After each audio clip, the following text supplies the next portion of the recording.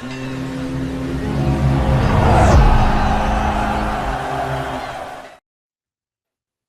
into free agency, many Patriots fans wanted to see the team make a splash, but what we got was something else entirely. They didn't walk away as the winner of every bidding war, and they didn't end up with every single big name target on the market. But does that make this free agency period a failure for the New England Patriots? Or have they done enough to make calculated decisions in improving and building around their strong young core? Happy new league year, everyone, and welcome to a free agency reaction edition of the Patriots Roundtable Podcast. Alongside Tyler Geis, I'm Eddie Murata, and today we're going to be taking a closer look at all of the transactions that have helped reshape the Patriots roster for the upcoming 2026 season. We'll be reviewing all of the free agency hits and misses, key additions, departures, and next steps for the Patriots as they look to make another championship run this fall. Tyler, it feels like so much has changed around the landscape of the NFL since the last time we talked. It's been a week. It feels like it's been a year, though. So I'm just going to open things up to you really early on here.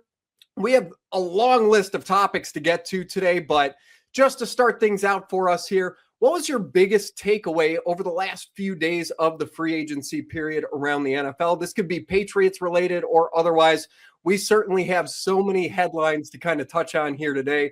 Kind of let you take this in whatever direction you want to go with here.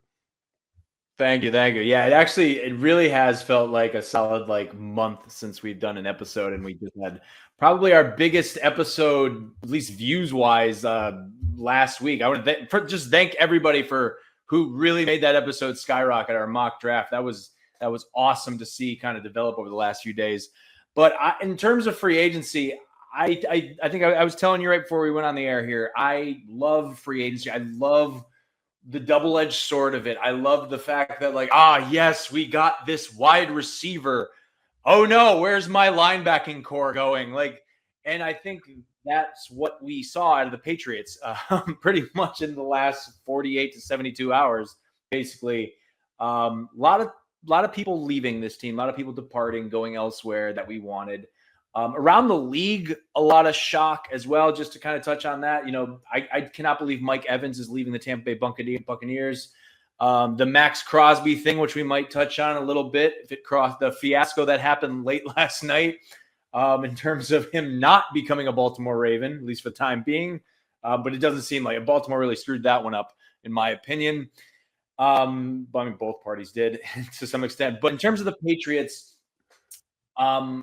I was probably like most of the fan base from what I'm reading in the comments section on all the pages, the devoted Boston sports media, Instagram and Twitter pages of fans just going, what the hell is going on right now? Where's Chaisson going? Where's Reggie Gilliam, what are we getting him for? And all this kind of stuff. But as kind of things settle down, I want to say probably in the back half of today, as we're recording this, where the market has closed on free agency, I kind of settled and took a good look at things and thought these moves felt calculated. It didn't feel like a mass exodus. These moves felt really calculated to save a few dollars here and there and kind of I don't want to say kick the can down the road. I don't know if that's the right term, but think about the next 2 or 3 years for the Patriots. I look at teams like the Washington Commanders, and I think that's been the big comparison for the Patriots over the pretty much from last season into this past, meaning last season, meaning 2024, into what the Patriots did in 2025. The Commanders made it to the NFC Championship game. They were the Cinderella story of that postseason. To a team that is usually dead last in the NFC East, now a game from the Super Bowl. And the Patriots were very much that too, with a young quarterback and whatnot and all those weapons, but kind of really seeing some holes start to open up in the postseason. What should the Patriots do? And I think they kind of maybe took a nod from what the Commanders did in bringing in, guys like Deebo Samuel that didn't really kind of work out for them long term. Should the Patriots go for these big names? And As of right now, no, they kind of haven't. We're all the superstar names that were circling the Patriots going into this week. They're not those names are not Patriots yet. We are still kind of patiently looking at this AJ Brown situation, at least probably for the next few months, at least until the next June 1st deadline. Alec Pierce re-signed with the Indianapolis Colts. I was a little bummed at that, but again, like what I was getting at, once the dust kind of settles, you realize how calculated this is. There's a lot of fan angst out there, I know. I mean, we watched Bill Belichick draft players and sign players for 20 years. We've seen the good and the bad, and this felt like bad, but I have a confidence right now as I'm starting this show, kicking this show off here than I probably did about 8 hours ago. I feel like we're in good hands. I feel like Elliott Wolf and Mike Vrabel are very calculated in moving forward. So these might not be superstar names, but they might have a skill that is going to benefit this team in 2026. We can hope, at least. Yeah, and I love the way that you frame that, a calculated approach, because that's really what this felt like from the Patriots. And of course, there was the initial knee-jerk reaction, especially from the fan base, when we're hearing about guys like Alec Pierce and AJ Brown and Maxx Crosby, and you come out of the gates on Monday during the legal tampering period or the negotiation window or whatever they're deciding to call it nowadays, and your first two signings are Dre'Mont Jones and a fullback in Reggie Gilliam. That's like not the big headlines that everybody wanted to see this team make to start things out for free agency, right? But I think the important thing to remember here is this team is building to win games in September and through December and January and hopefully even into February in years to come. They're not playing to win headlines in March right now. So that's not what this offseason is built around. I think you did a great job there touching on the Commanders last offseason. I think was a perfect microcosm of what this could have turned into for the New England Patriots if they just decided to swing for the fences on every single big name out there on the market. And were there fits that could have potentially come to New England and they're not here at this point right now? Absolutely. That's what you get in free agency every single year. You're not going to land every single one of these guys, but it's about making the right moves.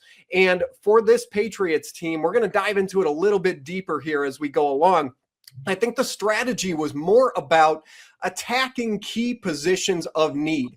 And those positions of need were things that we touched on over the last few episodes of the Patriots Roundtable podcast here as we started to preview this free agency period and even further ahead as we reach the NFL draft. And I think that's something that's still important to keep in the back of our minds too here is that the Patriots do, as things currently stand, have 11 draft picks in the 2026 draft. This is not by any means the final version of what this roster is going to look like when they take the field in 2026. But what they have done in both their detractions from the roster and their additions has been to shore up those key positions of need, not just for 2026, but for beyond 2026. And I think that's something important to keep in mind, especially as we go along here, because one of those key positions of need and one of the positions that generated the biggest headlines since we were last on was actually when things started with some of the departures that we got from the New England Patriots. And it was announced before the free agency period opened that the Patriots were going to be releasing wide receiver Stefon Diggs, which is a move now that I think we both talked about a couple of times on the podcast here. We wanted to see Steph Diggs back, and we were hopeful that there was going to be a way that they could restructure his contract to make the numbers work a little bit better and invite a reunion back here for at least one more season. But instead, as things typically go when you ask a player, especially of Stefon Diggs' caliber, to take a pay cut, they end up moving on from him, and it's a move that clears $16.8 million on the cap. They've already done some to start to spend that, but certainly still gives them some more flexibility on the salary cap moving forward for potential future moves. Tyler, what was your biggest takeaway here from the release of Stefon Diggs? How do you feel about that? I know you were a big Diggs fan this past season. I think I saw it coming. I've said it before on this show. Maybe I didn't say that exact thing, but I could completely understand the Patriots' reason for doing that. And I completely understand Diggs if we don't know what happened behind the scenes really yet. I don't think there's anything out there to kind of report on, but I completely understand Stefon Diggs if he wants to go, no, I'm not taking a pay cut. I hit all my contractual numbers. What more do you want from me? And it's, this, that, and the other thing, his production during the postseason is going to be the thing in question. I know fan bases of the past, that the Vikings and the Bills, and maybe not so much the Texans, but said like Diggs can kind of disappear as in the latent part of the season. I know there's an argument to be made out there from just stuff I've read is Diggs didn't have big production because Drake Maye didn't have a lot of protection, or they're the best kind of protection in the postseason. I don't know. I'm not speaking any truth to that. That's not necessarily my opinion, but I do understand. I do really understand both parties here parting ways. It felt like it was coming. I would have been shocked if he restructured, if he took a pay cut and said, I'm in this for the long haul, at least for this chunk of my career, at least for my contractual needs, at least for one more year. That's where I would have been shocked. It was the first major announcement for pretty much the Patriots this week that Diggs was not going to be here.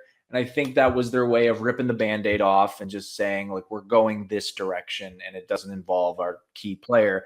And that's the thing. He was a very key player, but he was also key in culture.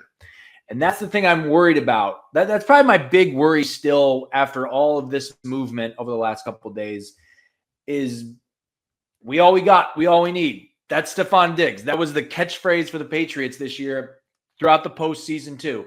That was their hype machine right there. I wrote a few things about it throughout the season on that Diggs really is a culture guy. He kind of led that locker room, even if he didn't lead it necessarily on the field numbers wise. That, to my knowledge, at least felt like it was his locker room, and he was able to kind of make Drake Maye very comfortable. And we don't have that right now. I still feel maybe we do. Someone might emerge. We'll see what happens. In terms of looking at any other wide receivers that might want to come in here, they're going to have to look at how if it's a fit for their current wide receiver room. And Diggs was a very good fit for what they had in that wide receiver room. And I feel like Elliott Wolf and Mike Vrabel are going to have to take that into consideration with who else they might want to bring in the coming months, whether it's even out of the draft too. So it's a bummer, but I think you and I both know that there was a very good chance that this was going to happen. Yeah, absolutely. And it's tough to see a receiver that when you go down the accolades here, just this past season, Stefon Diggs became the first Patriots receiver since 2019 to have over 1,000 yards receiving in a season since Julian Edelman in 2019. You mentioned the leadership ability that he had both on the field and in the locker room with the culture of that team. It seemed like he was a guy that was spreading Vrabel and Josh McDaniels' message down to the other players on the team. But I think that and you made a lot of these good points too.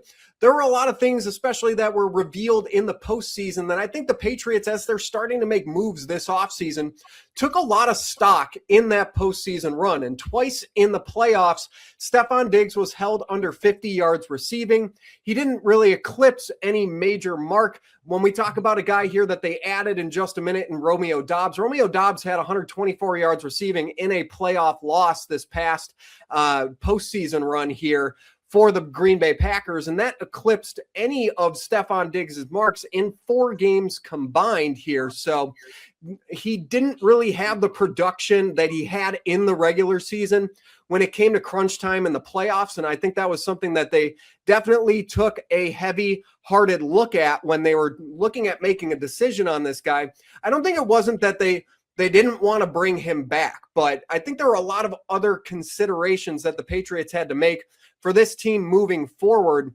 And now that leaves you with some holes to fill at the wide receiver position. But holes I feel like this team is confident that they're going to be able to fill. Now, one of those targets that was widely rumored and speculated to have a connection to the Patriots as free agency began was Indianapolis Colts receiver Alec Pierce. You mentioned him a little bit in your opening, and this was a guy that profiles to be a high-level X receiver on the boundary, somebody that would really pair nicely with Drake Maye as a deep target threat down the field, and somebody that's really growing into more of an intermediate receiver, one of these areas of the field that Drake loves to target, but perhaps the Patriots as a whole didn't have enough support in place around him to really find the efficiency on those kind of plays. And it looked for a while there like Alec Pierce was going to be available. He ended up becoming available for about 2 minutes when the legal tampering period opened. And right away, that was the first announcement that we got of this free agency period, was that Alec Pierce was going to be returning to the Indianapolis Colts on a 4-year, $116 million contract. That's at about $29 million a year average annual value, and perhaps just a little bit too rich for the Patriots at that number for a receiver that was essentially a number 4 option in the Indianapolis Colts offense last year. Definitely a lot of projection there for Alec Pierce for what he could be if he was a high volume target in a receiver room like the Patriots, but nothing that he's necessarily proven on the field yet at this point. And are you comfortable giving a guy nearly $30 million a year that hasn't really shown that to you yet in real game action, right? Like, this was all going to be projection for Alec Pierce. It perhaps looked good for him and how he could fit, but ultimately he ends up going back to the Colts and Daniel Jones at quarterback there. Tyler, how do we feel about the Patriots missing out on Alec Pierce? I think it's a good pass, unfortunately. I think his price tag is just way too high that the Patriots would really kind of want to consider him. When I see Alec Pierce, I've heard the comparisons, and I do somewhat agree with them. I kind of see like the second coming of a Wes Welker if he were to sign with the Patriots. I'm not, it never really felt like it was going to be a hit for me with him coming here. I don't mean to say hit. I'm sorry. It never really felt clean for him kind of coming this way. Once he said, I think his comments were something like, all the catches he makes that, they're going to have to pay me, or it was something along the lines like a week before free agency. And once I heard that, that's when I kind of knew he was probably not coming to the Patriots. I either knew something that was looming, or in the sense that might have turned Mike Vrabel and Elliott Wolf off. I forget the exact comment. I'll probably have to look it up. But I think Pierce is the perfect weapon for Drake Maye down the stretch. Who knows? Who knows what's going to happen in Indianapolis? They kind of fell apart this season. Maybe in this middle of this 4-year deal, we can see what happens, because we don't know where the Patriots are going to be in probably about 2 years. They could have made some great moves now to propel things forward, to maybe snatch up some people they missed on a couple years down the road. I like the guy. Definitely felt like it could have fit in our system, but I just think price tag wise, it's not in our interest right now as a front office. As I say this, like I'm in the front office, but not really in the team's interest financially at the moment, it felt. Yeah, I think it's interesting when you look at, maybe they were in on him at $26 million. Yeah. Once you get up to $29 million, then all of a sudden that's way too rich for a contract like that. I don't know. What is an extra $2 or $3 million to acquire a talent like that on the outside? But I think that there is something to be said about, there's a lot of projection there. There's a lot of, okay, what he could be in this offense, what he could be if he has a higher volume of targets. For me, I would rather see the proven production on the field to feel comfortable handing a receiver like that much money over a term of 4+ years like he got with Indianapolis. And he was going to get on the market with any other team. That's just how free agency goes. If Indianapolis wasn't willing to pay that, another team certainly would have ponied up and said, okay, yeah, you don't want to pay Alec Pierce that. We will feel more than comfortable bringing him into the building for that cap number. And that's not oftentimes the best way to build a roster. And especially when we consider some of the other contracts that the Patriots have on the horizon with guys like Christian Gonzalez and with Drake Maye next offseason coming up. Do we want to hand a $30 million a year contract to a guy like Alec Pierce that hasn't shown that level of production on the field? So the Patriots do end up pivoting at this position. And for a lot of people, acquiring the second best wide receiver on the market in Romeo Doubs, formerly of the Green Bay Packers. And this deal was at a much nicer, team-friendly, you could say, price point for the Patriots here. He comes to New England at a $68 million up to $80 million contract over a 4-year term. That's an average annual value of $17 million per year. And I think, again, the knee-jerk reaction from a lot of fans is, oh gosh, you're bringing in Romeo Doubs to be the wide receiver one of the Patriots. This is a total New England move. They're going to be wide receiver by committee yet again. But as time went on, and it didn't take a lot of time for this to happen, we hear that the Patriots bring in Romeo Doubs with the idea that they still maintain some flexibility on the cap to continue adding to the top of the room around him. And that's why I want to look at the addition of Romeo Doubs from that lens, because when you look at that average annual value of $17 million per year, Tyler, that is not wide receiver one money. And for a Patriots wide receiver room that could currently, right now, as we sit here today, be in flux, that is a very safe cap number, not only for 2026, but for 2027, 28, and 2029. And Romeo Doubs coming into the building does a lot of, not everything, a lot of what you would want to see a guy like Alec Pierce do on the field for this team as well. He specializes as a red zone threat. He's scored 21 touchdowns in the red zone since coming into the league 4 years ago.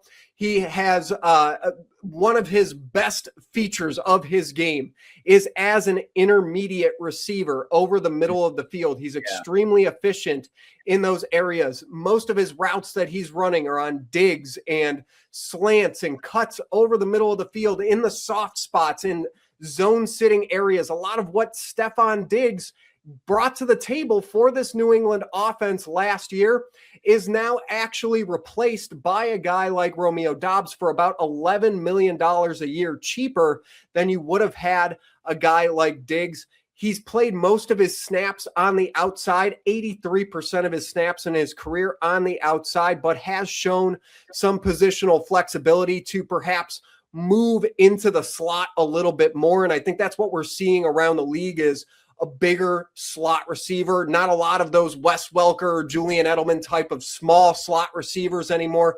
Doubs is 6'2", and he could bounce inside and outside for this team to do a lot of that dirty work over the middle of the field that, aside from guys like Stefon Diggs and Mack Hollins last year, you weren't getting that from receivers like Kayshon Boutte and Kyle Williams, where they were mostly just boundary receivers, goes, comebacks, things outside the numbers. So I love the fit of Romeo Doubs on this team.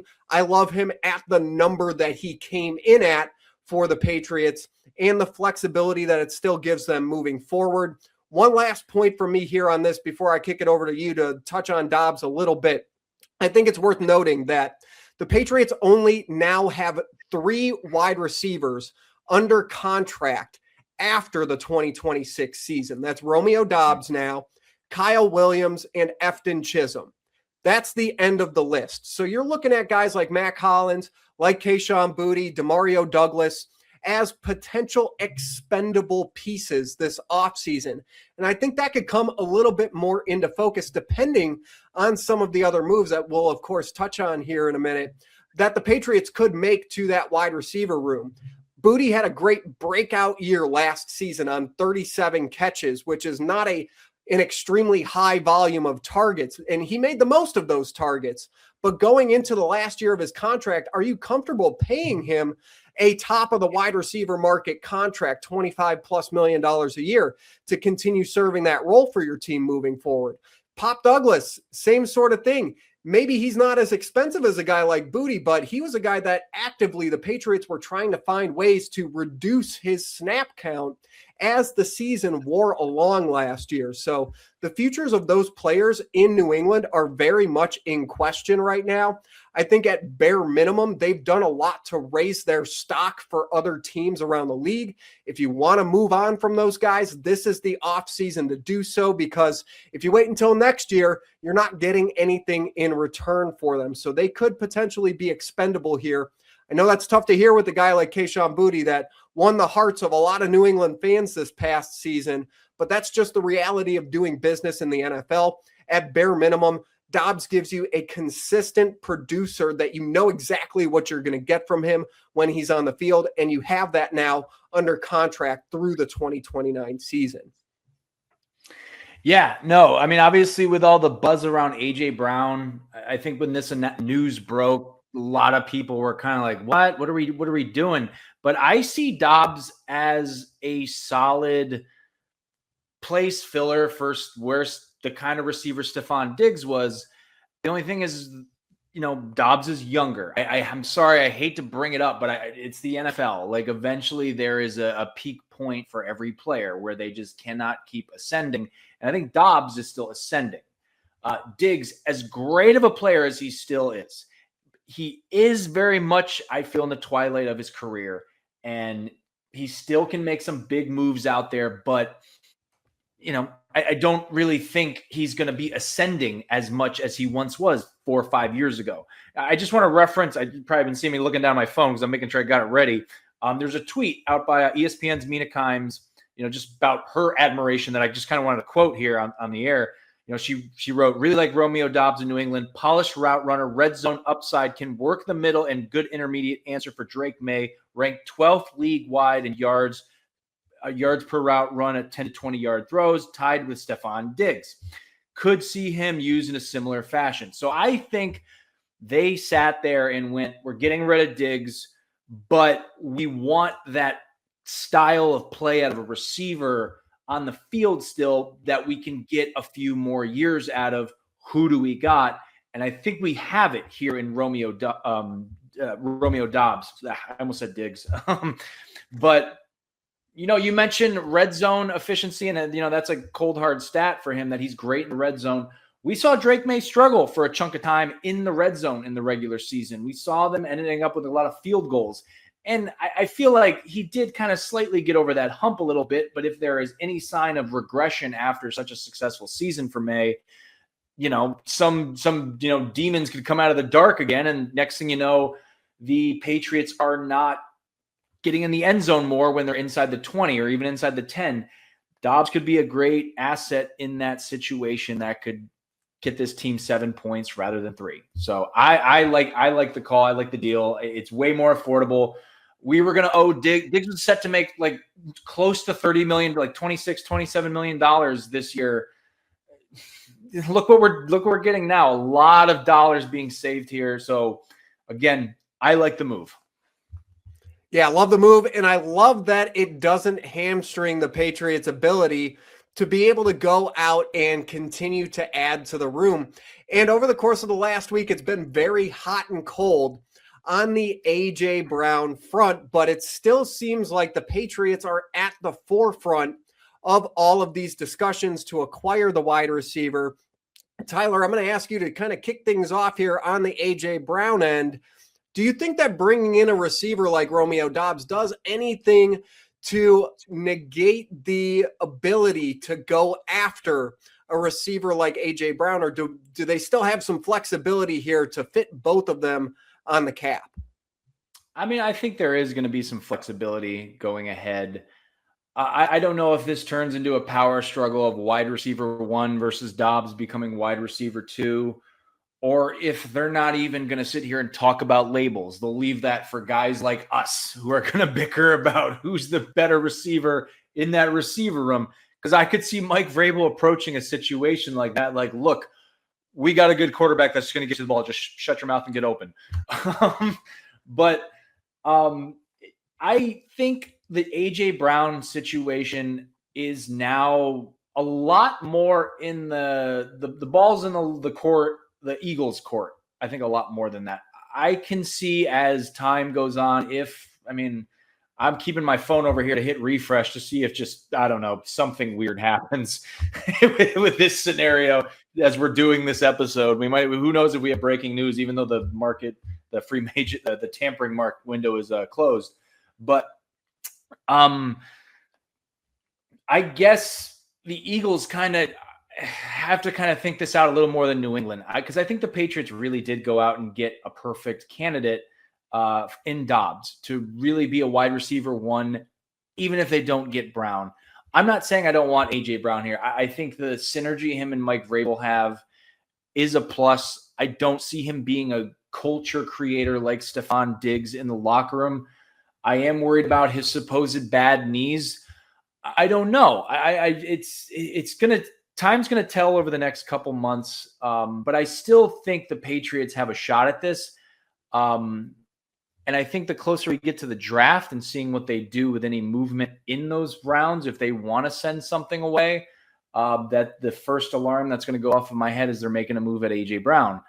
But I don't have a yes or no for you, but I do teeter more towards yes, just because it's hard to say you believe in things like destiny in NFL free agency and trading and whatnot. But again, he's either going to be a Philadelphia Eagle or he's going to be a New England Patriot. And the crazy thing about it to me is if he's a Philadelphia Eagle, I know we don't get like this on the show, but I'm worried he's going to punch Nick Sirianni on the sideline at some point. I don't want to, I don't know. It's just, he can't be happy there. He can't be happy there. And I think the Patriots have the advantage of saying, look, you got a disgruntled wide receiver who I know wants to come play here. So let's do the deal. So if they're firm in that sense and they can pressure the Eagles enough so that they just don't know what to do with this guy, that they want to ship him out of town, go for it. I think that's the path the Patriots have. Yeah, and I think what we've seen here over the last 2 weeks especially has been a sort of leverage struggle between these two teams, because like you said, it really does feel like he's either going to be a Philadelphia Eagle, which he currently is, or he's going to end up being a New England Patriot, which he really wants to be. We know all the stories there. I've tried really hard not to project about this over the last few weeks because this is a mega move for the Patriots to go out and acquire a guy like this, even considering all of the baggage that surrounds a receiver like AJ Brown. It really does, like you mentioned, Tyler, feel like somewhat of destiny that this guy winds up in Foxborough as a New England Patriot. And I think even on the Patriots end, what we saw was them be a little bit, maybe even too forward about wanting to bring AJ Brown into the fold. And that kind of, I don't want to say shot him in the foot, but it certainly did at a certain point. For about 2 minutes, maybe they had some leverage during that free agency legal tampering period where it was, well, we could go out and sign Alec Pierce and then we don't need to acquire AJ Brown.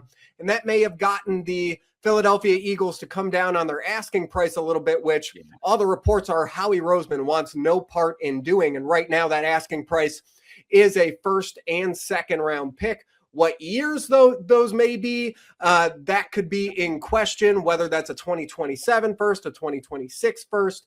Flip-flop those around all you want, but that is a significant price to pay for a 29-year-old receiver with, like you mentioned, Tyler, some potential knee issues, and you're kind of getting close to that age 30 hump there, and how is that going to age as he continues along during his Patriots tenure?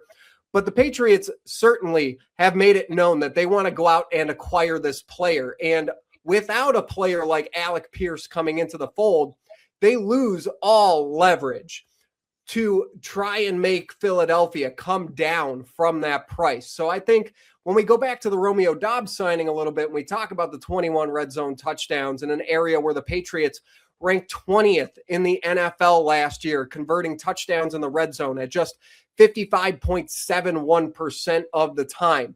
That's an area where AJ Brown helps as well. All of these places that the Patriots felt like they had gaps in their passing game, AJ Brown looks like he's the answer for every single one of those. And without bringing a guy like Romeo Doubs in, you still have vacancies in those deficiencies. So for the Patriots, in an attempt to get some leverage back, you go out and sign a player like Romeo Doubs. At worst case scenario, he's your wide receiver one de facto, and you continue that Josh McDaniels style of spreading the wealth around and making sure everybody gets their touches. Best case scenario is he slides in as an extremely high-end wide receiver too, and a nice complementary piece to being able to bring in a guy like A.J. Brown to really take the top off of that room for the Patriots in a way that they haven't been able to probably since the days of Randy Moss, and maybe for about a week in 2019 there with Antonio Brown. We all know that was just a sip of coffee and then he was out the door. But the Patriots haven't really gone after receivers like this. But the last 3 years, they certainly have made it a priority to do so. This definitely feels like going into this offseason was the year that they were going to be able to pull that off.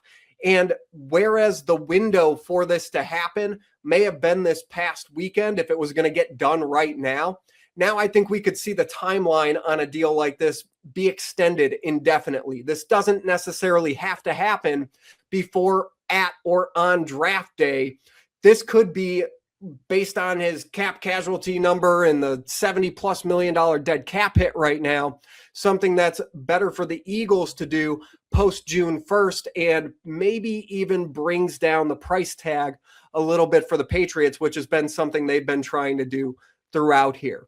So I think that about covers the wide receiver position. We definitely have a lot of other places to touch on, and we've talked a lot right now about this red zone offense for the Patriots and their struggles in that area of the field. I think one of these other spots that they've looked to shore up this offseason because of that has been with the offensive line and even in the backfield with the fullback. So before we transition fully into the offensive line, I do want to have a quick minute here to touch on, and I'll toss it to you first here, Tyler. Reggie Gilliam, the fullback, coming over from the Buffalo Bills to now lead the way for Patriots rushers in the backfield.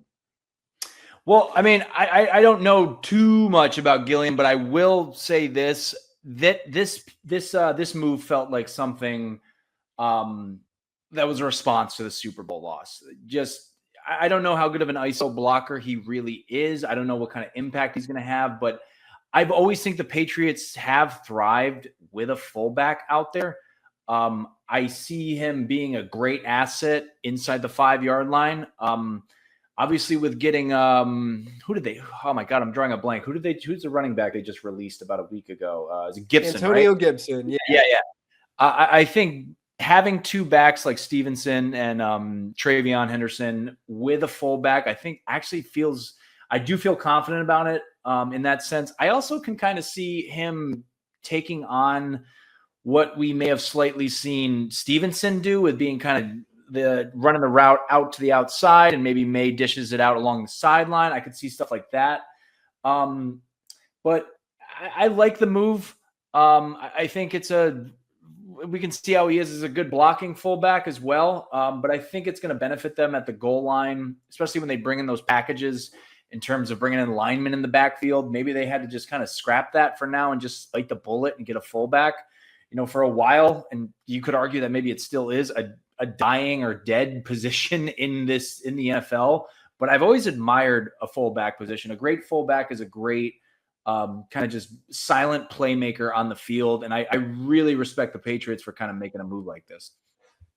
Tyler, I feel like this wouldn't be a Patriots podcast if one of us didn't get extremely overexcited about the fullback position. So I will absolutely take up that mantle for this because I could not be more excited. Day one of free agency for the Patriots to go out and grab the NFL's top-rated fullback last year by PFF. And that is about as reversal of fates as you could have for where the Patriots were with this offense last season. Josh McDaniels needs a fullback in this system, and even predating Josh McDaniels, you go all the way back through the Belichick years, and it was guys like Patrick Pass all the way through, James Devlin, Jakob Johnson. There has always been a staple fullback as part of the offense, leading the way in the backfield for the Patriots. Last season, that was supposed to be Brock Lampy, who was an undrafted rookie free agent and ended up landing on IR before the season started. He had one of the highest run blocking grades out of the backfield in all of college football in 2024. And I know they were hopeful to get him on the field in 2025 and had to pivot late in the offseason to move Jack Westover from tight end, where he was originally brought in to play him at fullback. And while he did his best last season, and his services are definitely commendable at that position, he ranked last 10 out of 10 in PFF grades for his performance at the fullback position. Now the Patriots bring in the guy that ranked first, and also in doing so, weaken the rushing attack of a division rival with the Buffalo Bills, who loved as well to use a fullback on the field. Joe Brady's system, definitely a spinoff of Brian Daboll. The ties back to New England there. They use the fullback a lot, and Gilliam represents a little bit more of a move fullback. He'll get out into the flat, like you mentioned, and he can have some receiving skills on counter plays. He can be a pulling lead blocker on plays. Fantastic addition for this Patriots backfield, and goes hand in hand with some of the changes that they made to the offensive line room, which actually started late last week with them trading center Garrett Bradbury to the Chicago Bears in exchange for a 5th-round pick. That was kind of the first domino to fall with this Patriots offensive line. And something that we talked about in our last couple episodes here when we were projecting forward for the Patriots was the potential move of a guy like Jarrod Wilson to center. And between the move of Bradbury to the Bears and the signing of Alijah Vera-Tucker to a contract to come in for the next 3 years for the Patriots, it feels like the Patriots now have that new starting 5 unit along the offensive line, reshuffling that deck to protect Drake Maye a lot better. We saw him take 21 sacks in the postseason. That was an NFL playoff record this past year. We knew that there needed to be something done to this Patriots offensive line to mitigate a lot of the disastrous outcomes that they had, especially in the Super Bowl in front of Drake Maye. So now it looks like you're going to have Will Campbell at left tackle, Alijah Vera-Tucker at left guard, Jarrod Wilson now moves down to center, Mike Onwenu at right guard, and the return of Morgan Moses at right tackle. So some reshuffling there for the Patriots offensive line. Tyler, what do you make of the signing of Alijah Vera-Tucker to a very rich 3-year, $42 million deal that could be worth all the way up to $48 million? Well, it's good to take from your competitors, especially your direct competitors, grabbing someone from the Bills and Gilliam and getting an unhappy guy who wants out of the New York Jets and bringing him down to New England is always a win for the Patriots, if you ask me. Vera-Tucker, though, is what we like to call high risk, high reward. I did an article on him. I think you did an article on the announcement of him signing, and a little later on, there was some added little bonuses in his contract, which I'll touch on in a minute.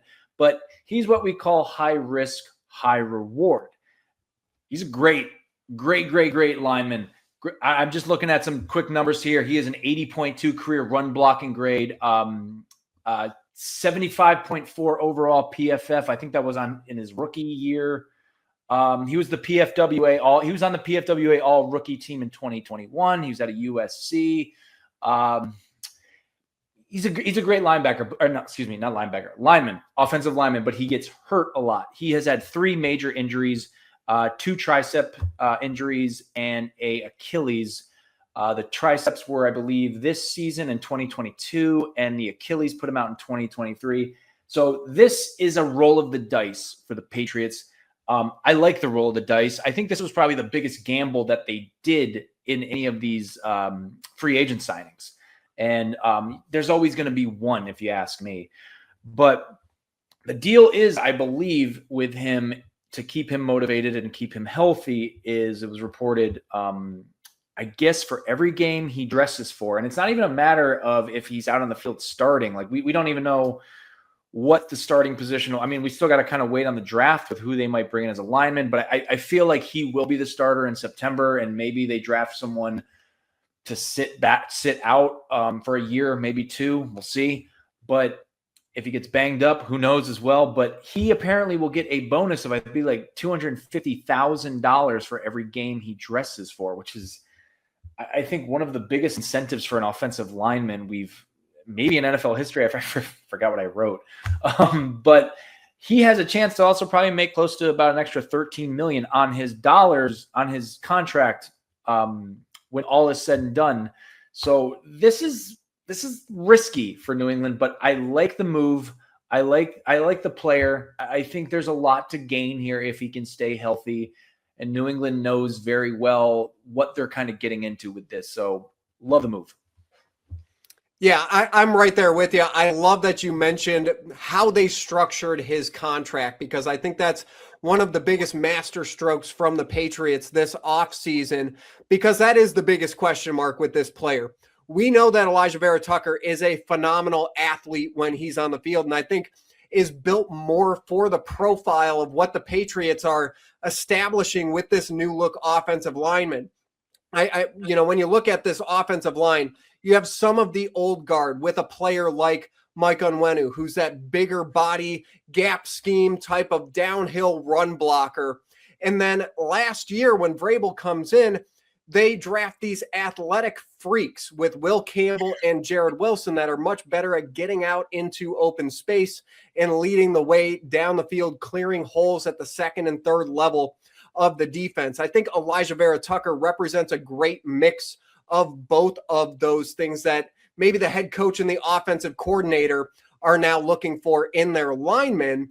You mentioned the run blocking grade for him in 2024, the last time he was on the field, a remarkable improvement from him as a pass blocker, and finished the year with under a 3% pressure rate on the quarterback, which was one of the best for any guard in the NFL, and earned him Pro Bowl nod for his performance in 2024. So at a high end, if he's on the field, he will be a quality starter for this team, a plug and play player, not only at left guard for the next 3 years, but again, another one of these guys in Mike Onwenu that's on a 1-year contract essentially right now, and much higher paid. We've talked about him potentially as a piece that the Patriots could move on from, depending on any of these trades that they want to swing moving forward.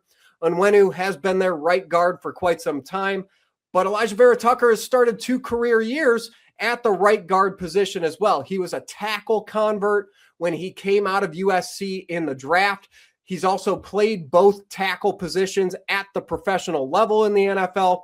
So he's a guy that can really plug and play at any of the spots along the offensive line. So if you want to pencil him in there at left guard, that's fantastic for 2026. But if you continue to make additions in that offensive line room beyond 2026, you can move him around and fill gaps wherever needed with a player like this. And I think that's absolutely huge.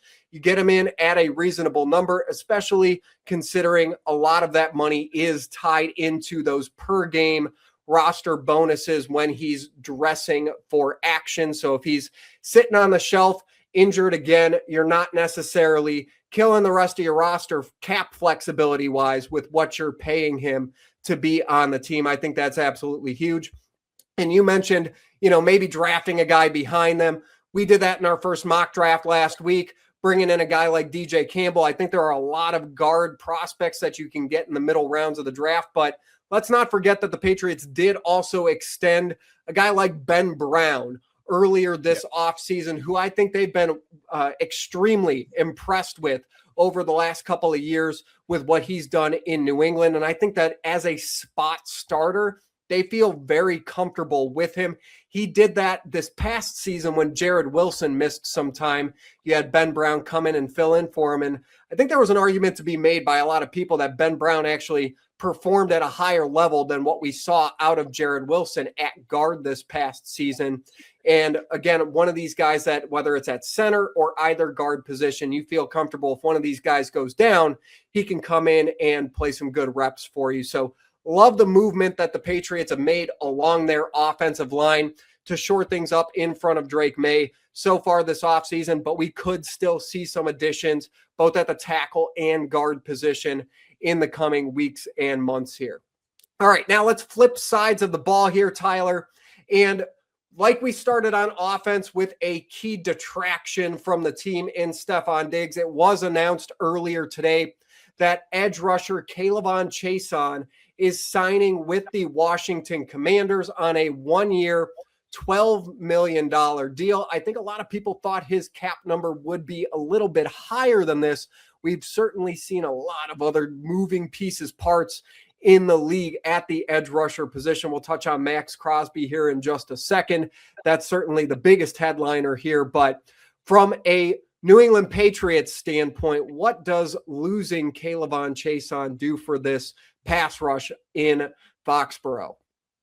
I think there's a lot of speed that's going to be missing from this position. I know I'll wait to talk about who we've brought in on the edge as well whenever you're ready to go on that. But because I think flip-flop in terms of who we've signed and who we're now letting go. I mean, Chaisson felt like I don't want to. I've been talking about. I always repeat. I feel like a certain term on every episode now, but I've been talking about culture guys in this episode. I don't want to say Chaisson was a culture guy, but he was only on a 1-year deal. But he definitely, to me, always felt like he was in the Vrabel system. And I mean, a couple of weeks ago, he put out some social media post, "I'm back" or something, and I think I had Patriots fans going nuts and whatnot. But I don't know. I thought that was like too soon for something. For just like teasing people to think that he was actually coming back. It's a shame. I really wanted to see him around for even the long haul. I thought he was a perfect fit into the system. But again, I think we're going to see a lot of speed and versatility missing from the edge now, but I think we're also going to get some physicality to that I don't think Chaisson really had. I don't say he didn't have, but it's going to be interesting to see what they do in that region of the field without him going forward. Yeah, and I thought this contract was going to be a little bit higher. I'm also surprised at the term. Getting another 1-year deal for Chaisson feels like a big miss for me here for the Patriots. If they were going to be able to sign him again on short money for $12 million, that wouldn't really restrict their ability to go and continue adding to the room around him, which they actually did before he signed in a player with a much different profile. And Tyler, I know you want to talk about, I'm going to say a couple of things here before I let you go on Dre'Mont Jones, because what K'Lavon Chaisson brought for you in the passing game, maybe Dre'Mont Jones doesn't give you as much, but kind of like you were alluding to, he seemed much more like a one-trick pony where he wasn't going to give you a lot in the run game, setting the edge. And I think that's what we saw with the rise of Anfernee Jennings, who has since been released, one of these guys that we talked about in our cap casualties episode. Felt like a matter of time for that move with Anfernee Jennings, but bringing in a guy like Dre'Mont Jones, who is 6'3", 280 pounds, setting that edge on defense for the run game, that was something that was missing in the Super Bowl. We saw that especially, right, with all of those runs where Kenneth Walker's bouncing things outside and gashing the Patriots defense in the second and third levels. That is going to immediately take a backseat to what Dre'Mont Jones can bring for you on the field. This is a guy that has some pass rush ability. Last year was a great year for him. He finished with a career high 8 sacks, but what he's going to be able to do in the run game is really what the Patriots brought him in for on a 3-year, $36.5 million contract. And the connection here to a Mike Vrabel type of system. You've talked a lot about these culture fits here in this episode. How about Dre'Mont Jones? We know Mike Vrabel being from Cleveland, Ohio. Dre'Mont Jones right in line there with him. Went to St. Ignatius High School right here in Cleveland. He also went to Ohio State. He bounced around a little bit in the league. He was a Seattle Seahawk for the early portion of his career before landing in Tennessee just this past year.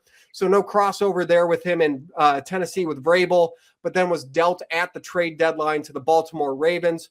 start in that Patriots game when the Patriots went up to Baltimore in that big fourth quarter comeback late in the regular season this past year, forced a fumble, had a sack on Drake Maye. So nice showing for him there. And a player that they actually saw twice last year because he was also wrecking havoc for the Titans earlier in the season when the Patriots went to Tennessee. So a guy that they've had a pretty good look at, and a guy with ties to a lot of places that Mike Vrabel has been in the past. I think a fantastic signing for this defense. And again, another one of these guys that comes in under $15 million a year, doesn't restrict the ability for them to go out and continue adding to that room. I think for me, I would have loved to see signing a contract like this and knowing that you could still bring in a guy like Chaisson back for $12 million a year. I would have loved to get both of those guys back here in New England.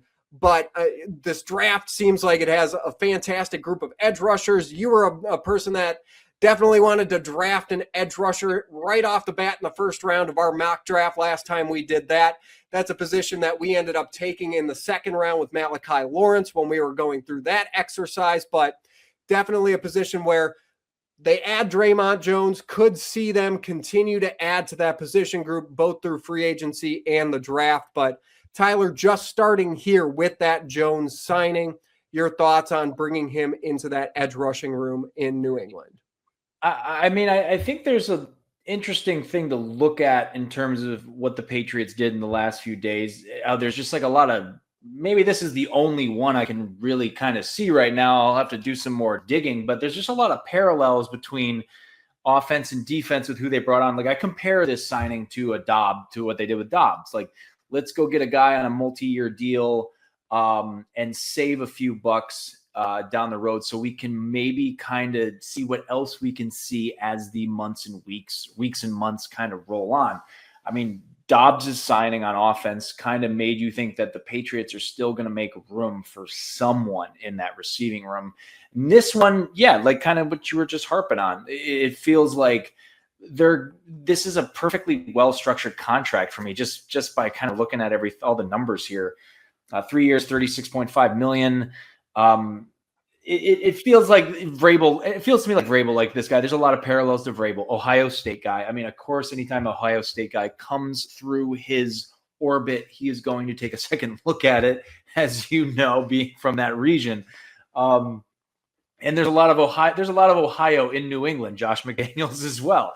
So, but regardless, kind of what I was harping on a minute ago with Chaisson leaving. Chaisson was a fast guy, but Dre'Mont Jones does bring a physicality. He's a big dude. He's just a big guy that I think we missed on the edge. And Reggie Gilliam, this feels like a response to some major issues that happened in the Super Bowl. I mean, Kenneth Walker running all over the Patriots defense was not fun to watch. Played a great game, but still not fun to watch. And I think we'll see with Jones, but I think he's got the resume and he's got the tactics to make it a difficult thing to get 5-6 yards on and get around him. I'm excited to see it unfold. I like what you said about Chaisson. You wish both these guys, because that contract to go to the Commanders, what was there? There just didn't really feel like a lot to gain for him. I felt like the Chaisson departure felt odd to me. I felt like they could have paid him. It would have been an interesting to kind of have a dual threat with speed and power on the edge, but it is what it is. But I love the signing. It was probably the one that really kind of made me do a double take and go, oh, it felt like a good move out of the gate when the news broke. So yeah, I'm on board. Yeah, and absolutely love the move and love that he gives you some position versatility at 280 pounds. That's at least what he's listed at. I think when you watch him play, he looks like he's a little bit lighter than that, and that might be a testament to how well he's able to move at the size that he brings to the table. But a player that can also shift to the interior of the defensive line, where the Patriots now have another piece that is walking out the door. And I may have liked Chaisson. I loved me some Khyiris Tonga, both on the interior of that defensive line and as that jumbo-sized fullback on offense. We've already talked on Reggie Gilliam a little bit earlier on. I think, again, when you look back at They had Tonga playing on offense. That's how well or poorly things went with Jack Westover at fullback for those short yardage situations and trying to get things to work out there. But Khyiris Tonga is one of these guys that it really felt like, and same with the next player that we're going to talk about on this list, but it really felt like they wanted to bring him back. And it seemed like they were close to reaching an extension with Khyiris Tonga late in the regular season before talks kind of fell through.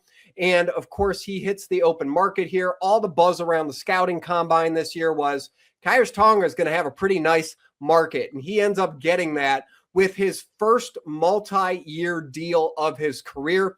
He's now been on 6 teams in 6 years in the NFL before finally landing in Kansas City with a 3-year, $21 million contract with the Chiefs, an average annual value there of $7 million per year. And the Patriots now lose the player that primarily played directly over the center. So he was their nose tackle. A little bit different than when you have guys like Christian Barmore and Milton Williams out there, where a lot of times they're playing off the center, maybe aligned a little bit more over the guards or outside of the guards. Khyiris Tonga was that dying breed of like the Vince Wilfork 2-gapping, like you're just going to go right over the center and stuff all of those rushing lanes. And he did a phenomenal job of that for the Patriots, especially really early on in the season when they were looking for somebody to fill that void. And he had some performances that were very high caliber, like, wow, this could be a Pro Bowl level player that the Patriots just brought in for about $2 million last year on a 1-year contract. Certainly exceeded what he was paid to do in New England and was rewarded for that by the Chiefs with a $7 million a year contract. I think just before I toss it out to you here, Tyler, to touch on Khyiris Tonga here, I think what we saw later in the season when he missed some time as well due to injury was the rise of Corey Durden, and one of those PFF darlings that was one of the higher graded interior defensive linemen in the postseason run, and someone who got a little bit famous in New England after that AFC Championship game for giving Mike Vrabel a big hug on the sideline and saying, "You changed my life, coach." And he is one of these guys that they're going to bank on to be a key contributor now on the interior of that Patriots defensive line in 2026 and perhaps beyond that, depending on how he performs this upcoming season. So rather than being a negative on Khyiris Tonga, I think he just played so well for the Pats this past season that he kind of priced himself out. Again, another one of these players that I wish that they would have just found a way to bring back, but I think also signals something about the rise of Corey Durden late in the season and how confident they feel in him filling that role moving forward. No, I like it. Corey Durden did kind of have a pretty good move to the forefront as the season kind of capped off, and I'm sure they took notice of that at the end. Tonga was probably, or I should say maybe his representatives were looking to get him paid because he was on such a cheap contract going into this season. I mean, to kind of flip it to the Chiefs for a second, the Chiefs had a bad year in 2025, and I think they are assembling something big over there. Then they know they got to bounce back. Kenneth Walker now a Kansas City Chief as well. Just real, I hate to harp on it again, but he felt like a culture guy, felt like a Vrabel guy, versatility, offense and defense. It's one of those, he's a 7th round pick out of BYU, I believe. Correct me if I'm wrong. So it's one of those hate to see him go, but you're also, I don't know, there's this little part of me that's happy that he can go get paid and he can go probably have some success for a team like the Kansas City Chiefs. Hate to play against him because the Patriots are going to see him next year. And depending on what we have as a run game, it's going to be an interesting matchup, that one. But I hate to see Tonga go. He was one of those kind of like, he could have maybe much been a folklore legend of Patriots fans, of just this guy who came out of nowhere and, on a 1-year deal. And sometimes you see them get re-signed for 2-3 more years on an extension, guys like him. And sometimes you don't, because they got to go get paid, and it's a tough one to let go. This is the one that kind of stung for me, honestly. Yeah, definitely pulled at the heartstrings a little bit. I love that. Like, legend of Patriots folklore here. I think that definitely fits Khyiris Tonga. And even though he didn't sign on long term, I think his 2025 performance is still worthy of that kind of acclaim for being as big of a piece as he was, both physically and literally, on both sides of the football there as that big jumbo tight end. Guys, if you haven't watched it, go back and that Tampa Bay game, right, where Travion Henderson had those two ginormous 50-plus yard touchdown runs. Khyiris Tonga was the lead blocker pulling around on the edge on one of those plays, and he hits one of the Tampa Bay linebackers, and I think about three of them all bowled over. It was like bowling pins, right, with Tonga just slamming right into him on offense. So there were certainly some fantastic moments for Khyiris Tonga on both sides of the ball for the Patriots this past season, but yeah, just one of these guys that maybe priced himself out, and you don't blame him at all. He's been an NFL journeyman, 7th-round draft pick, you mentioned, Tyler, and kind of made his way around the league before finally signing this multi-year deal. This was his chance to go out and capitalize on the performance that he had last season, so certainly don't fault him for going out and doing that. Now, before we move on from edge rushers and the defensive line as a whole here, I would be remiss if we didn't bring up the Maxx Crosby situation here. His trade to the Ravens officially fell through this within the last 24 hours here due to a failed physical designation. This was set to be the first time in the Baltimore Ravens franchise history that they were trading a first-round pick for a player, and they were sending 2 first-round picks for Maxx Crosby. Tyler, now that the Crosby deal is off, he has the failed physical, maybe some health concerns with him moving forward, at least on the end of the Baltimore Ravens, it seems that way. Do you think there's a chance for the Patriots here to re-engage in some trade discussions with the Raiders at maybe even a reduced price now to try and acquire and bring in a guy like Maxx Crosby to add to this edge rusher room that now did just lose a guy like Chaisson on the edge there? It's a funny scenario, honestly, because I do think the Patriots could re-engage in this. I don't know the extent of what they've engaged up until this point. I know it's gone public that Crosby wants to come and play for Mike Vrabel. That was made known the week of the Super Bowl. But I'm very I straight up tossed and turned on this like all last night. I mean, I even put up a piece about it, somewhat news piece about it on the site. But I don't know if they should, because I think Crosby's price tag is going to drop drastically.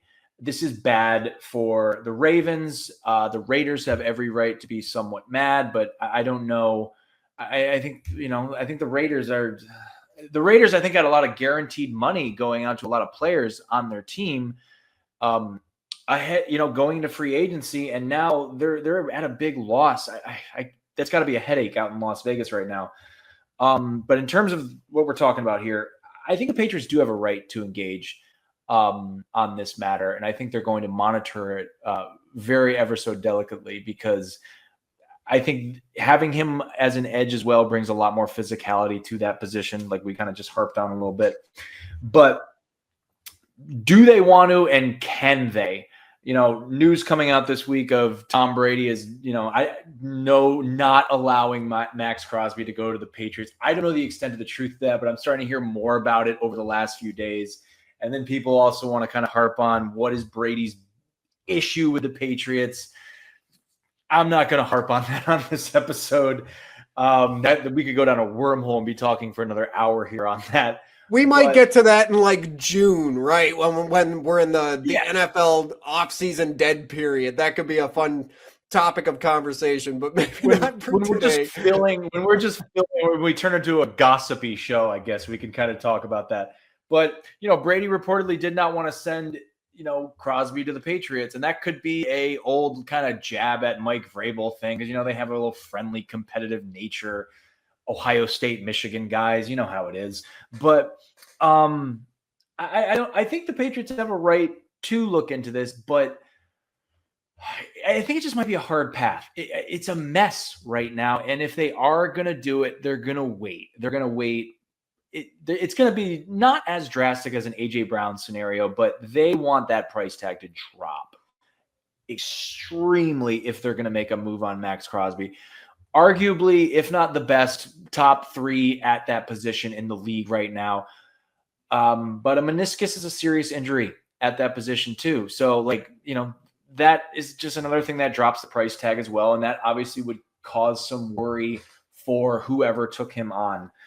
I don't have a solid answer, but my thing is they're definitely looking at it. There's definitely, I think I summed up my article last night, is they've drawn up a game plan. It's already done the second the news broke. But we'll see.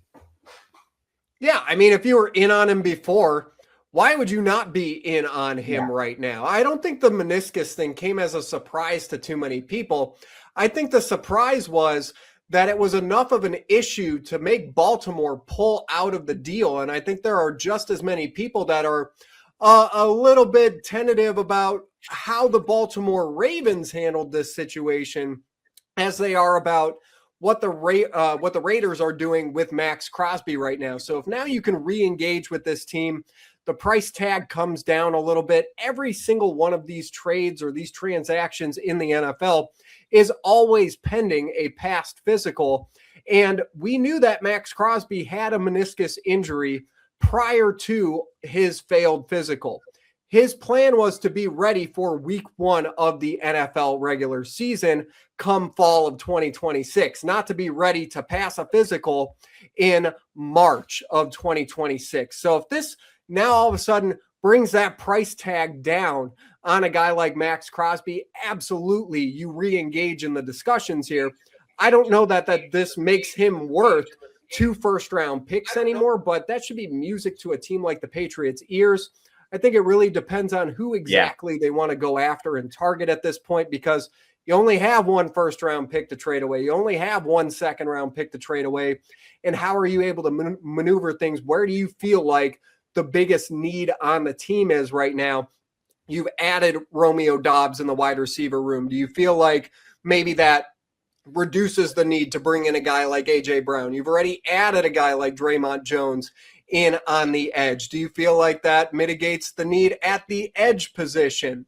I don't feel comfortable saying yes on either of those. So for me, as sitting here as an armchair quarterback kind of, why would you not try and re-engage and acquire these talented players that could really strengthen some positions of weakness for your roster as it was currently constructed for the 2025 season? Now you're trying to reshape that anyways for 2026. Why would you turn down a player like Maxx Crosby? I think that's the question that a lot of people around the league are asking with the Baltimore Ravens right now, especially after they turn around and sign Trey Hendrickson just a few short hours after that Crosby deal goes down. I think there are a lot of teams around the league that, with the way they handled the edge position, especially, we talked about that being a strength in free agency, being a strength in the NFL draft this year. Maxx Crosby was number 1 at the top of everybody's list in terms of players that you could go out and acquire. And he went off the board earlier than any of those other players. And that kind of shaped how a lot of these teams were making decisions around that position and guaranteed a lot of money to a lot of other people now. I think that, the way that the league is looking at this is very fascinating to see moving forward, including with the Raiders, who went out and, spent $280 million over the course of 2 days of free agency without accounting for Maxx Crosby on the books anymore. Now, all of a sudden, he's back in town, and they're kind of hamstrung a little bit to try and find a new trade partner for him. This could be a situation where the Patriots could come in and buy low. And if that's the case, I say absolutely you got to take a swing at bringing in a player like that, regardless of any of the other additions that you've already made to the room. Yeah, no, I mean, take a big swing. He wants to be under Mike Vrabel. I think it's a good move. So it's just, like I said, it's a complicated, I feel like it's just a convoluted process now. And to talk about the Ravens for a quick second, this is a franchise that's kind of in shambles right now. having this fall through is a mess. You have a quarterback issue over there in terms of Lamar Jackson, if he's going to be the version of himself he was 3 years ago. And you have a head coach that just left there that it sounds to me he's kind of taking some people with him up to New York. So Pat Ricard, let's go. Yeah, like just I don't know what the Ravens have got some bad press this year, but in terms of it, yeah, I see it being a clunky process, and if it gets too frustrating, I wouldn't be surprised if the Patriots back out. But I like I said, I know there's got to be a plan in place. Something's drawn up on Crosby, definitely. Yeah, so one last position group for us to touch on here before we wrap things up with the show, and it was something that just broke earlier today, both with a departure for the Patriots and an addition for the Patriots right around the same time as Jaylinn Hawkins ends up going out to Baltimore, as aforementioned, on a 2-year, $10 million deal with the Ravens. And this was another one of those guys, Tyler, that we felt like was a priority for the Patriots to bring back this offseason. He paired extremely well last year in really his first full-time action as a starter in New England with former Cal Golden Bears teammate Craig Woodson on the back end of the Patriots secondary. Both of those players replaced starters in Kyle Duggar and Jabril Peppers that had those roles prior to either Woodson or Hawkins landing in New England. Mike Vrabel certainly changing the scheme of that defense quite a bit when he comes in, and Hawkins took over and led the team with 4 interceptions during the regular season last year. I thought played extremely well. It felt like there was some mutual interest in the Patriots end and Hawkins end to get a deal done to bring him back to New England, but ultimately he ends up landing in Baltimore. Your thoughts on Jaylinn Hawkins now walking out of Foxborough and trekking it down to Baltimore if this deal actually goes through for the Ravens? Hey, we don't know. Like, that's why I said I got my phone right here off camera, seeing if there's any breaking news. Maybe Jaylinn Hawkins comes back tonight. Now that he's probably actually left, but by now. But I don't know. But I'm bummed because I think when you and I were doing cap casualties a couple weeks ago, and it kind of came down to Hawkins versus Chaisson. I went with Chaisson, but like I didn't want to let Hawkins go in that sense, but I just felt like it was going to be one or the other. And it turns out I was wrong because it was both of them. But to go to Baltimore in that fiasco, who knows what's going to happen? But he really, the last couple of weeks, he's been on a bit of a press tour. And I don't know if that was calculated or not, but I saw a ton of stuff on Twitter. I think I put some stuff in the community posts on the site that Jaylinn Hawkins is Mike Vrabel guy through and through. At least he said he was. A Drake Maye guy through and through, even though he plays on the opposite side of the ball. He was on Good Morning Football on the NFL Network, and he had a lot to say about his time in New England, all very positive. And I'm not saying that did or didn't help, but it just kind of struck me as like, ooh, does he know something we don't know? Is a deal already in place? And it turns out, once again, I was very wrong about that matter. Another guy, shame to see, a great compliment to that secondary. And a few other names out there. This was a secondary that shocked me. So to kind of see it being revamped, I thought it was what I'm getting at is I thought it was a very good secondary that I didn't think was going to be as good outside of Christian Gonzalez this season as it was. So just to kind of see all this player movement right now is a little shocking for me. I was a Hawkins guy. I got behind him. But in terms of, who they're bringing in to replace him, I'm interested to see how that develops. I know we'll touch on that in a second, but bummed to see him go, kind of like a Tonga situation. So yeah, it is what it is. Yeah, and this was my guy that I felt like you talked about. We were kind of picking between, if you had the choice between Chaisson and Hawkins, who you want to bring back. Hawkins was my guy, and that's because the market for him, and it kind of played out this way, was a lot more team friendly. So he was a player that has continuity with the team, has continuity with Craig Woodson on the back end, and some chemistry that goes all the way back to their college days, and a player that you could bring in on a much cheaper deal. I felt like that only got reinforced as we got through the NFL Combine, because word out of the Combine was there wasn't a huge market for Hawkins' services, and some teams that kind of leaked out there that they felt like maybe he still wasn't a full-time starting caliber player in the NFL, but he ends up landing in Baltimore instead of returning to New England. I think this in part is due to some of the availability of some other players on the market. And this is kind of where we're heading with the safety discussion, not just with the Patriots addition in this room, but also with the NFL draft. And those guys went out there at the Combine, and these guys that we're projecting as 5th, 6th, 7th round picks are all going out there and looking like they could be contributors for an NFL team on day one. So the Patriots very quickly do pivot at the safety position. And actually, right before the Hawkins news was announced, it was announced that the Patriots bring in probably the Mike Vrabel guy of all Mike Vrabel guys for that safety room, in safety Kevin Byard, who played for Vrabel in Tennessee from 2018 to 2023. He's a 3-time All-Pro selection. Last year, he led the NFL with 7 interceptions and leads the NFL with 36 interceptions since coming into the league in 2016. He's a perennial team captain. So if there was ever a player that you could bring in, albeit much older than a player like Jaylinn Hawkins, but somebody to come into a relatively young defensive back room in New England and kind of give them that veteran leadership presence. You talked about all your culture guys on this episode. This is the addition of a Vrabel culture guy here, with Kevin Byard coming into Foxborough to man the back end of that Pats secondary. I love this signing. One of my favorite of this offseason for the Patriots, if not hands down, my absolute favorite for this team.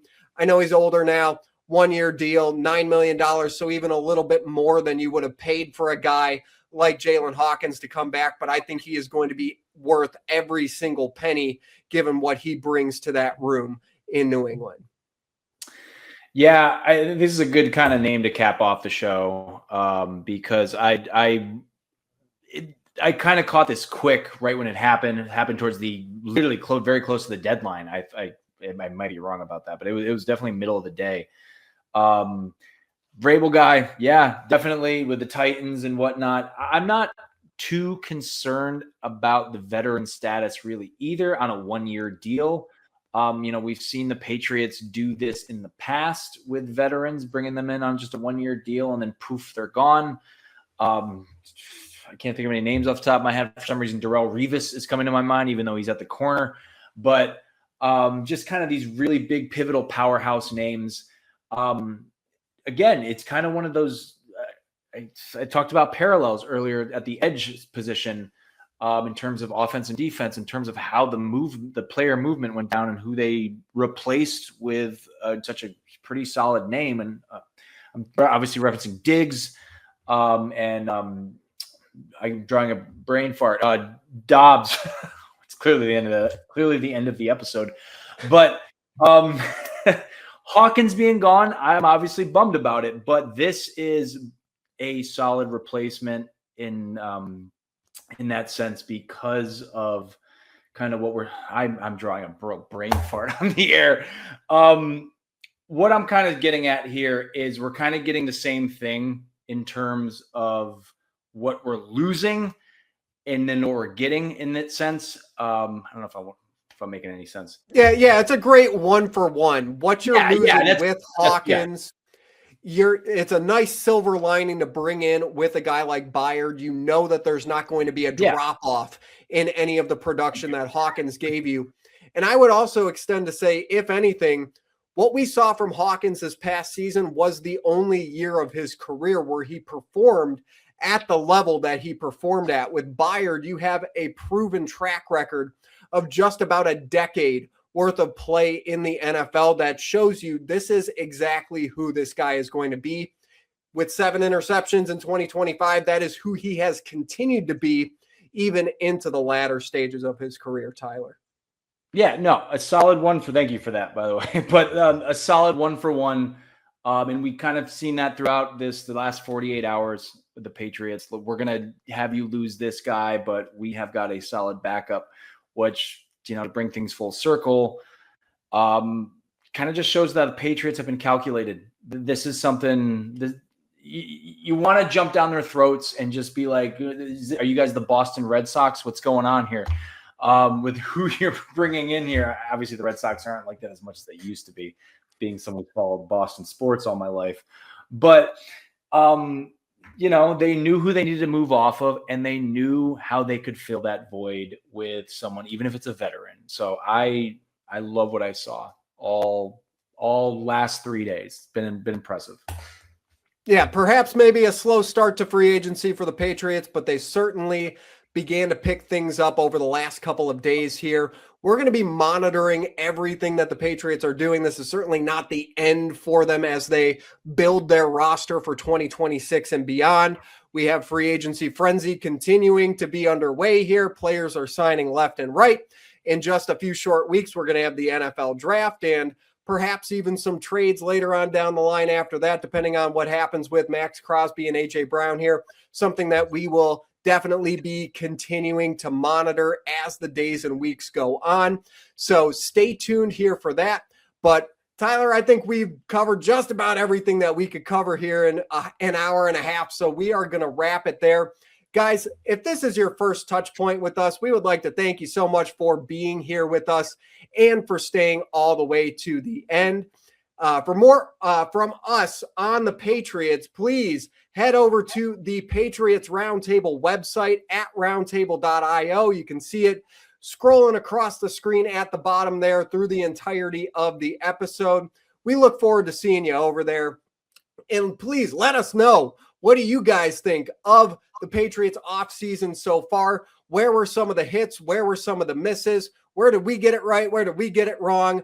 Let us know either in the comments section below or over on the community boards at roundtable.io. We will absolutely engage back and forth with you over there. We would love to see you over there. Guys, for Tyler Geis, I'm Eddie Murata, and for all of us at Patriots Roundtable, thank you so much for listening. We are signing off. Until next time.